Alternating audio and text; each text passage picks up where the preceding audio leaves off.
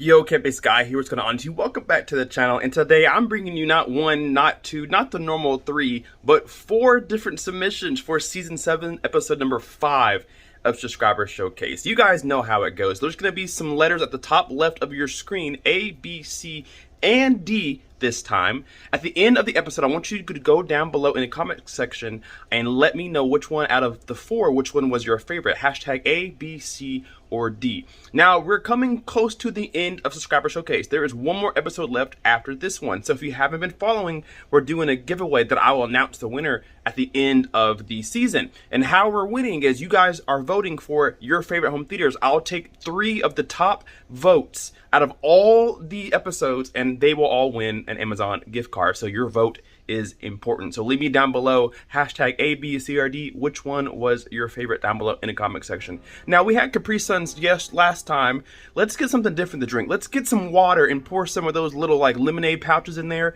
Get some of that, get a snack, and we'll see you at the end of the video.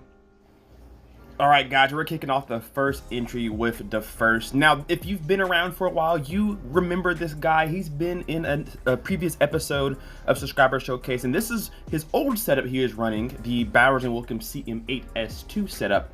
But here in a second, you guys are going to see he's changed everything around. He is now running some Martin Logan speakers. He's running the Martin Logan 35XTIs that he's hoping to upgrade to the Motion 40s very soon. So here's what he has in his home theater. His TV of choice is the LG OLED 65 BBX PUA, a Parasound Halo P7 multi-channel preamplifier. He has the Node 2i music streamer, a Behringer DEQ 2496. He uses that for the spectrum and VU meter display. He has a Sunfire Signature 5-channel amplifier powering 400 watts per channel. That's a lot of power. And those are powering his front, center, and surround. He has a Rotel RKB 8100 8-channel amplifier powering the front top Atmos ELAC speakers, Yamaha high speakers, and surround top ELAC speakers. His receiver of choice is the Denon AVR X4400H and the Oppo 105D for 2-channel listening and Blu-ray playing. He has an Apple TV 4K and 2 NVIDIA shields, one for music streaming that's passed through the Oppo player, and the other one is connected through the Denon for playing movies and drives his 4K Atmos. Again, his speakers consist of Martin Logan Motion 53 XTI fronts and surrounds, Martin Logan Center, 4 ELAC Atmos speakers with one customized to white vinyl. That's really cool. And he also wrapped his Yamaha speakers in white vinyl as well. His subwoofer is hidden behind the bed. He is using the Klipsch R112WS, and he plans on upgrading to the JL Fathom subwoofer, a very nice piece of equipment. Thank you so much for stopping by again on another episode of Subscriber Showcase. We love your setup, your bedroom home setup. It's really nice. I love the colors, man. Thank you so much. Well, look who we have here, Ordinary Clown. He has also been on a previous video on Subscriber Showcase, and he's made some changes that he wants to talk about here. He says, I started the year buying an Anthem MRX 740. Sound-wise, it was really good, but I could not handle the fan sound that was in it, so I talked to my dealer in switching to something else instead. Then I bought an Evatima XPA3 3-channel amplifier and a Marantz SR7015. I tested this both for a while, but realized that I liked the sound better from just the Marantz, so I sold the Emotiva, and now I'm a happy owner of my Marantz. Regarding the speaker change, I wanted to find some that can play quite large and do not require them to be so close to each other to get a good sound image, and I went and listened to some Sonus Faber Veneer 3.0, and wow, I say. I've never been happier with a purchase like this. I paired them with Surround SF Veneer 1.5 and a center called Aperion Audio Versus 3 Grand V6C. The subwoofer I run is a Rail HT 1003. I use Apple TV 4K and a Sony X800 Blu-ray for movies and series viewing. Just bought a PS5 for me and the kids. The new TV is an LG C1 77-inch, and the cables I have everything from Sweetest Supra. I have installed an acoustic ceiling from Echophon called Master B. It did so good at getting rid of the metallic sound I had in the room. I like to build a little myself, as you can easily get what you want. What I build myself is a TV bench, the living room table, the speaker stands, and the subwoofer stands. If you're wondering why I have hockey pucks under my front speakers, it's to raise the soundstage a bit, which turned out a lot better with the pucks. Same reason with subwoofers, wanted to get the bass up a little from the floor. Incredible home theater. I love seeing your home theater, especially because you're not from America. So I like to see kind of your spin on things overseas. Always looks incredible. And again, I appreciate you coming in on another episode of Subscriber Showcase.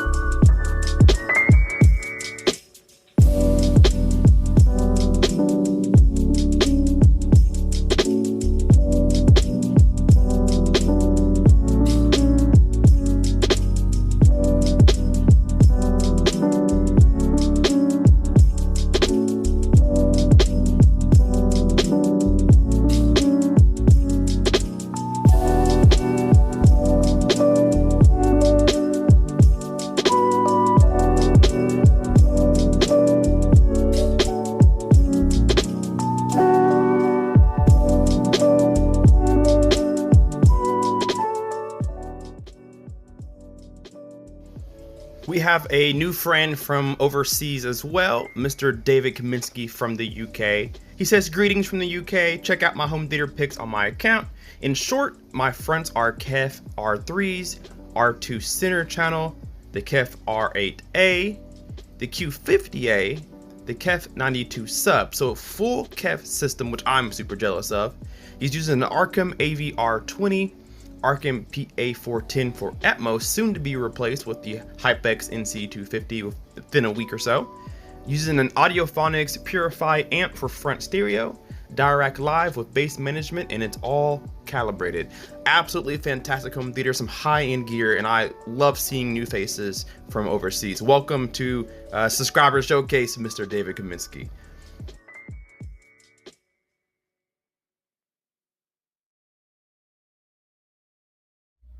All right, guys, so this is my theater.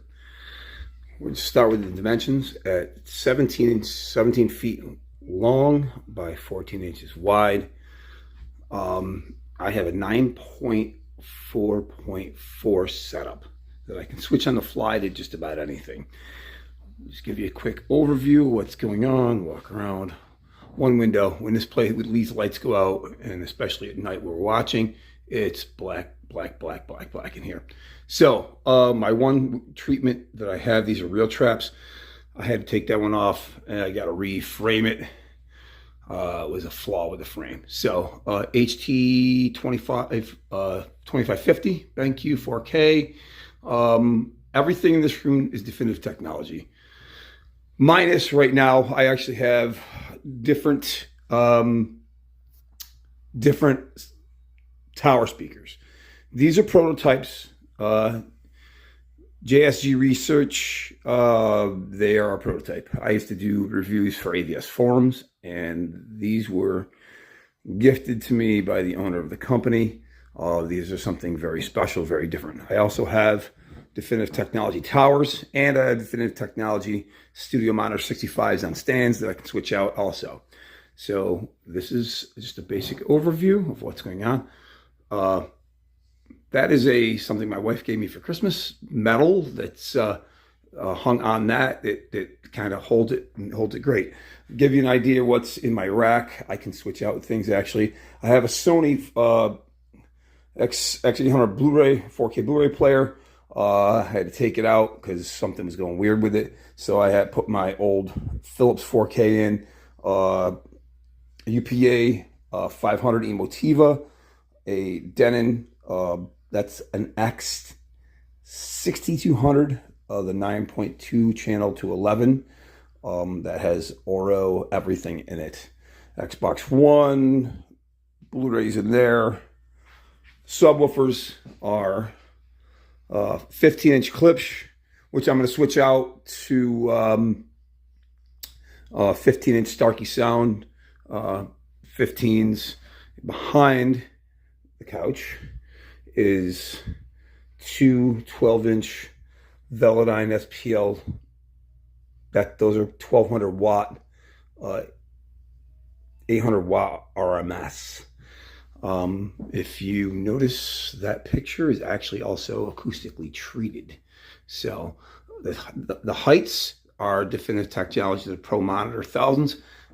So they have, I also have a screen that's an 80-inch, believe it or not, 80-inch Vizio 3D.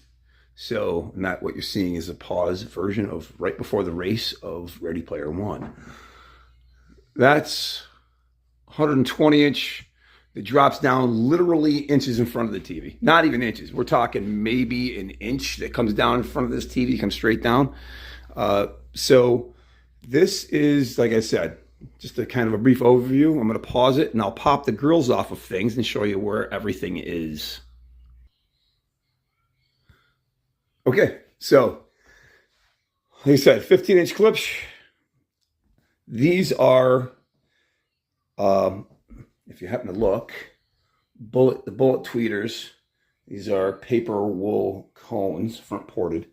Also, notice, so the dispersion of this tower, now it's kind of a mini tower, and as you can see, it's kind of like shaped like an obelisk. Those towers, even on that stand, they don't have to be, but I put them on the stand to have the image of the tweeter hit me right in the face.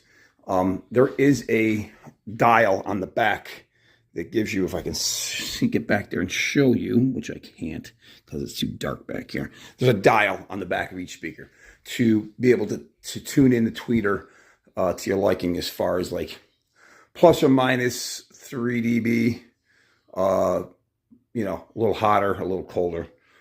As far as those little towers are about 65 pounds a piece. They are solid.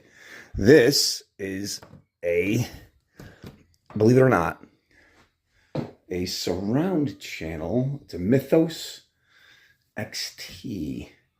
Now, I got this right from Definitive Technology, and this is wired in series. In other words, this entire thing is used as a center channel. So where you have problems with center channels from having beaming, from not having a good enough experience off axis, not a problem, because you go anywhere and it's the exact same sound from point A to point B. Now, also, all my surrounds, Definitive Technology, the 84 dBPs, all bipolar, all bipoles. Everything is a bipole. And as Kpaceguy was talking, if anybody uses front wides, well, I do. Everything is wired. So if I can unpause this for a second and I can show you an idea of what's what. Hang on, pause, give me a second. First to the tee. Now we are in, this is 10 o'clock in the morning and it's dark in here. And you can't really gauge how good the picture actually is. I have a Derby unit.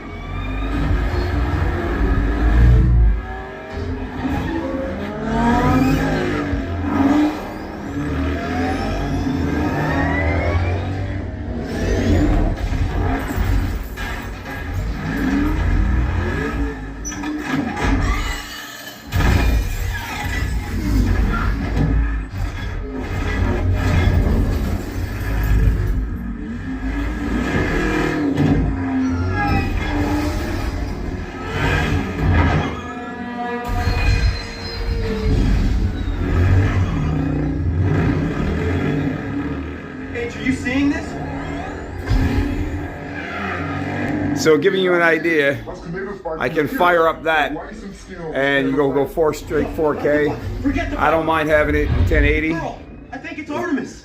I don't need a 4K TV because I've got that, so that's not a big deal. But you can't see really anything in here. Pretty dark. That just doesn't even do it justice.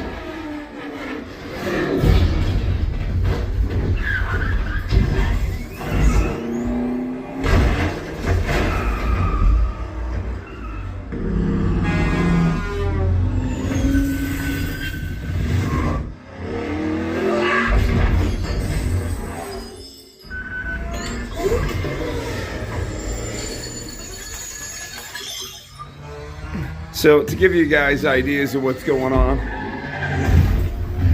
other than the heights aiming right at me, which are, in all honesty, if you guys are going to do heights, I know that some of you do. I'll pause this. Hang on.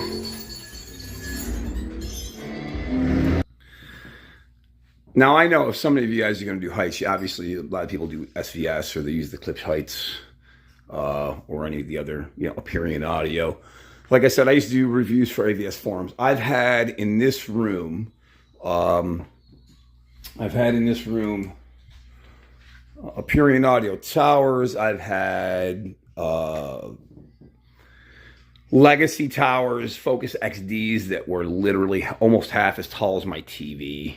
I have 8.5 foot ceilings, so I get massive amounts of immersion in here. And when this room was built, just to give you guys an idea, room was built that I have underneath.